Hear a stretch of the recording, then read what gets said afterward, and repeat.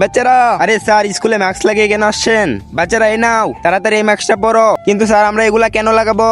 আরে বাচ্চারা তোমরা কেউই জানো না শহরে আজকে তো কাউকে পাইতেছি না। কাহিনী কি? এই তো এটার পাইছি।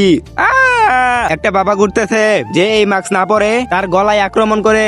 কি বলতেছেন এসব? হ্যাঁ বাচ্চারা, আর আজকে যখন আমি আসতেছিলাম তখন এই দাঁড়া কইতাছি। বাঁচাও, ওই বাবা আমাকেও মাস্ক ছাড়া দেখে নিয়েছিল আর আমার গলার উপরে হামলা করছে, কিন্তু আমি কোন রকম বেঁচে ফিরেছি। হ্যাঁ বাচ্চারা, এই জন্যই বলতেছি তাড়াতাড়ি এই মাস্ক গুলা পরে নাও। এই নাও, পরে নিয়েছি স্যার। আরে বন্ধুরা দাঁড়াও দাঁড়াও। হ্যাঁ বাচ্চারা সবাই ভাগো। ও যে হোক, আমি তো ওকে ছাড়বো না। আমাদের এলাকায় এসে আমাদের ভয় দেখায়। বিপাশা, তুমি এই বাবার সাথে কি করতেছো?